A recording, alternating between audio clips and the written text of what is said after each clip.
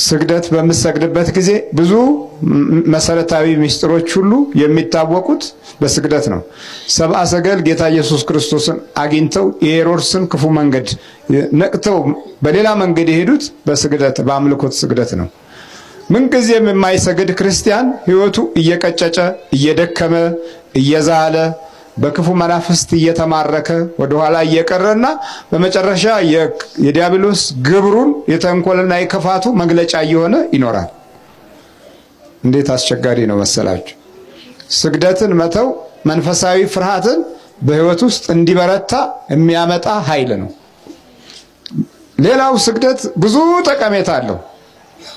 ሰውነትህ በአግባቡ እንዲታዘዝ ይረዳሃል። ምን ስሙ ምንድነው?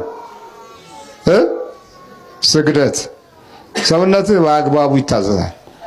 ረጅም ሰዓት ለመስራት ቢያንስ 41 ጊዜ መስገድ ያስፈልጋል። ጉልበቶችህ እዚህ ጡንቻዎችህ ተኮመታትረው አንድ ገጽ ብቻ ይዘው አይቀመጡም። ሁል ጊዜ ተነቃናቂ ኃይል ይሆናል። አባቶቻችን የዛሬውን ጅምና የስፖርት ንቅናቄ አያውቁትም።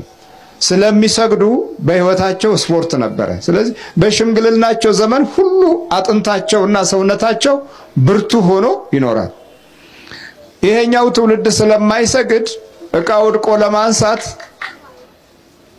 ቀስ ብሎ እስኪወርድ ድረስ ጠላት መጥቶ ማጅራቱን ይይዘዋል። ወርዶ እስኪነሳ ድረስ እንደዛው ማለት ነው። ቀልጥፍናን አያመጣም።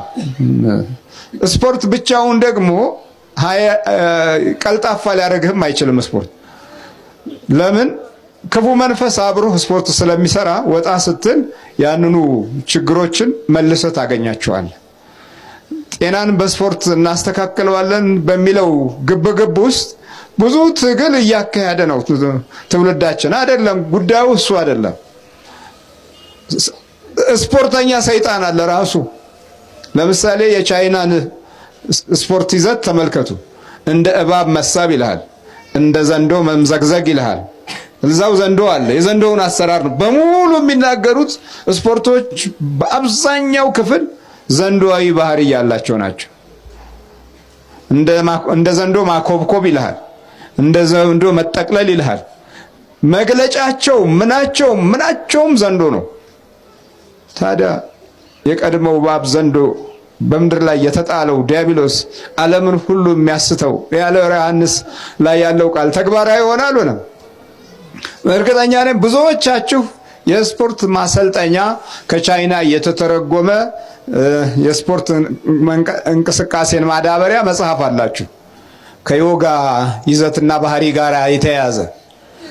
ያን ስትገልጡት በሙሉ ቀና ያለ ዘንዶ፣ የተጠቀለለ ዘንዶ፣ የተጠማዘዘ ዘንዶ፣ በጎን በኩል የሄደ ዘንዶ፣ እንደ ምንሽላሊት እንዲህ የሚወዛወዝ ዘንዶ። ያንን ሂደት ነው አሁን እንደ ስፖርት አካል ማጠንከሪያ አድርገን እንድንማረው ሁል ጊዜ የሚገለጽልን ማለት ነው። ይህን ሁሉ ግን በአጭሩ መስመሪያው መንገድ ለጡንቻ ትወርዳለህ፣ ለጉልበትህ ትወርዳለህ፣ ዝቅ ትላለህ፣ ለማጅራትህ ትሰግዳለህ፣ ትነሳለህ። ሁሉንም ያጠቃልለው ስግደት ነው። የስፖርቶችን አካል በሙሉ አንጀትህም፣ ለደረትህም፣ ለትከሻህም፣ ለሁሉም ምንድነው ዘንዶ ብረት ስትገፋ